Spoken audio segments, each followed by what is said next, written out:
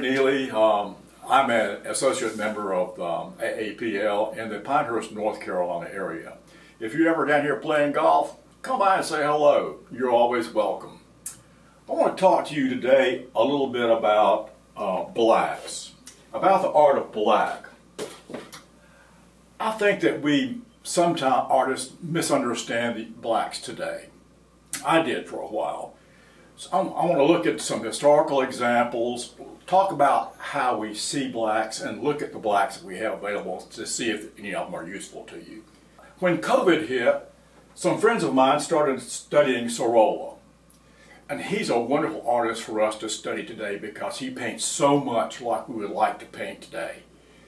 He paints plein air, alla prima. He uses the Impressionist palette. He uses all the intense colors of his day, just like we do today. So he's really a great artist to use. And he also threw out the earth colors and black.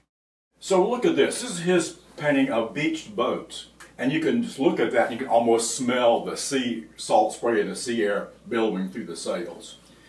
One of the things you might look at is there's some purples that even show up in the photograph. That's the great gift of the Impressionist. And what is this color? He didn't have black on his palette. Then everybody loves Sargent. Sargent was a contemporary of Sorolla.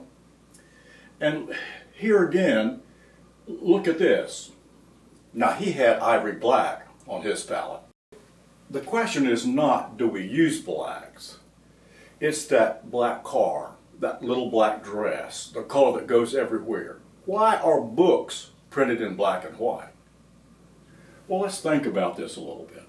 To a physicist, black is not a color. It's not one of the colors of light. To a classical artist, black is the first color. We've got cave paintings that are 2,000 years old that have blacks in them. To an impressionist, black is not useful because it's not a color of light. To an optometrist, black and white is our primal vision system. Uh-oh. To a photographer, black makes all color printing possible. So the question is not, do we use black? It's, do we understand blacks?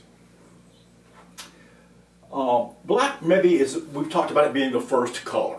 Blacks used to be made from anything. Mummies, they could be made from ivory, bones, plants, woods, seed pits.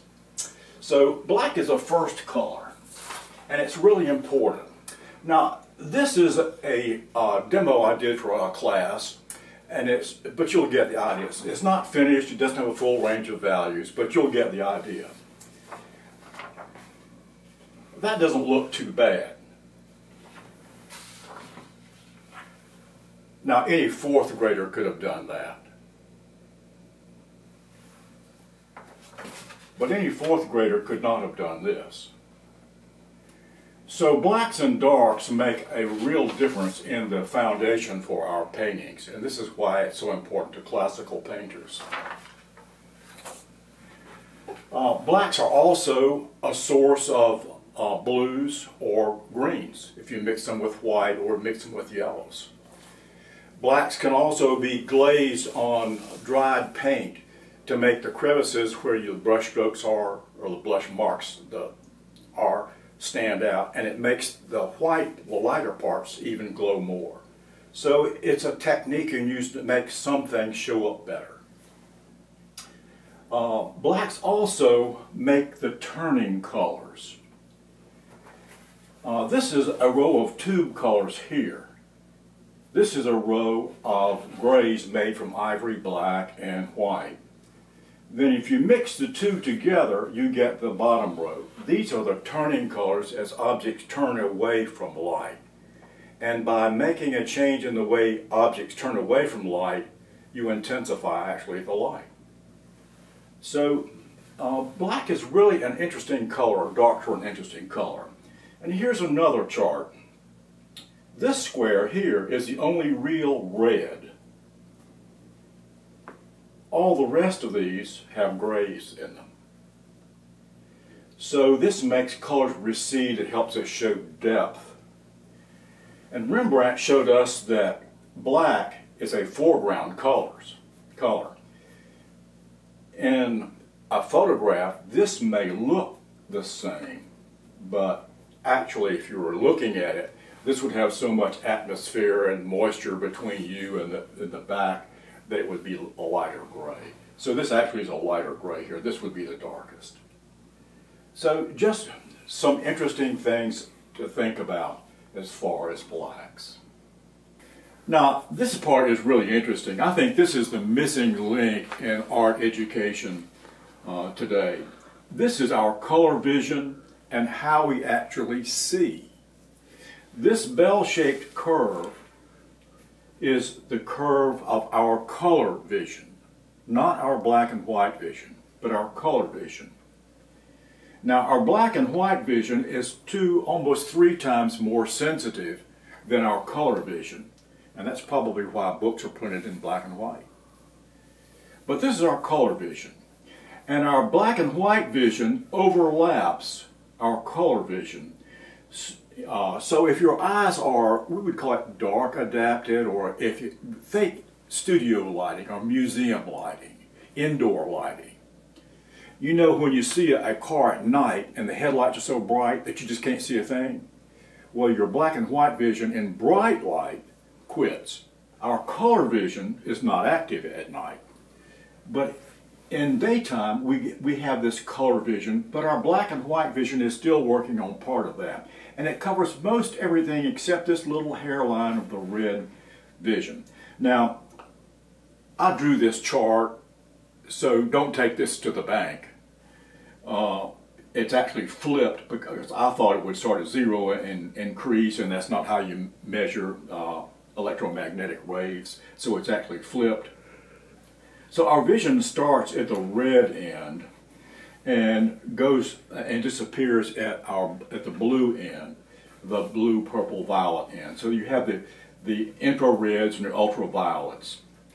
As you approach those areas, your eyes are less sensitive to the colors because they're becoming darker. They are most sensitive to the colors right here at the top. And right here at the top, our black and white vision crosses into our color vision at about teal blue, somewhere in that range. So those colors would be where your brightest lights are. Teal blue, cadmium green light, lemon yellow. Those are the brightest colors that you can mix. You get toward the edges, you get to the purples. We don't have any really infrared colors, really. So we lean on these, and these are the colors, the purple colors that Impressionists use for the darks. They're a great gift to us, color in the dark. So think about this as you're painting. This is a huge area here where our black and white vision sees color as shades of gray. So here are some colors, and then here's what they would look like in black and white. So our color vision is really reinforced with our black and white vision. Now, if you want to study blacks, Manet would be a good artist to choose to study. He did a lot of paintings with, and he heavily used a lot of blacks. So it would be a good place to start to learn about blacks. Sorolla, in 1900, replaced blacks with his money color. Oh, what is his money color? Well, the money color is just a little bit of every pigment on his palette except for white. And you just tune that till it's really neutral. and then you can mix white with it to make a grayscale. And a little bit of this color needs to be in every color that you mix in that particular painting that you're using that palette on. So that's Sorolla's money color. I think that's one of his great gifts to us. If you can ever see a painting of Sorolla's in person, you will be immediately impressed with the number of grays and then the dots and dashes of pure color that are on top of that that just absolutely glow. It's why he's called a luminist. So that's one of the things that we can learn from Sorolla. Now, these are some paints that Christine Lashley has in her paint box, and she's a Virginia artist. She just had a show down in Principal Gallery in Charleston, South Carolina. So you can look at these. We have Van Dyke brown, slate black, vine black, bone black, Mars black, and Davies gray. Now you get a little bit of a bonus here because there's 3 rows. What are the 3 rows? Well, the top row is the tube color out of the paint tube. The middle row is the tube color and half with lead white. And you'll notice that the lead white does not alter the chroma, the color of the tube paint. The third row, as you guessed it, is titanium white. And look how it chalks up the color and changes the color. And interesting to me is that this is Davies gray. Originally, Davies gray was slate gray. Today it's a mixed color, it has blue in it. So you get a lot of other names for the Cassell brown, bone black, ivory black, charcoal vine, black oxide, and Payne's gray is another type of gray. So just some interesting grays that show up in other people's palettes too. And these are some blacks that are available to us today, and it's just mainly for interest. I think probably ivory black, which would be maybe one of these blacks. It's usually a mix. And Mars black are probably the most useful ones. Although right now, I'm just really in love with a transparent sepia that I use from my darks, which is fantastic. So this is really interesting here. The anomalies would be here. This is perline black. To me, perline black is a dark green, and it would be really good for painting the pine trees we have here in North Carolina. Spinel black is supposed to be the only true black, and it's neither warm nor cool. It's just a nice gray. I would still use Mars black. This is chromatic black from Gamblin, and it's a mixture of phthalo green and quinacridone magenta. And we normally think of that as having a greenish tinge to that. But beside perline black, it just looks gray. So this is how green this one is. I've got a genuine, quote, ivory black. And I don't know what's in this one, but this is a warm black that works really well with the palette that I use. So that's interesting. So there's just a number of blacks we can choose from to get the effect that we are looking for. Today, with the vast array of pigments that we have, we can mix our own darks. And you really should think about this. You should use transparent colors to mix your darks, like magenta and a green. We use ultramarine blue and burnt sienna. Maybe ultramarine blue and transparent red oxide might be better. Or we could use dioxazine purple and quinacridone burnt orange. If you use a transparent color to mix your darks, you get unparalleled depth in your paintings, in the darks. If you use Mars black is like running into a wall. Now, it is true that you can take Mars black and you can mix enough linseed oil in it and still make it transparent too. But the others are really useful to use. So think about using a transparent black if you're going to mix your black. Okay, I get it. But what does really all this mean to me today? Well, blacks and whites set the limit of our value scale, and you need a full value scale to make the lights the brightest.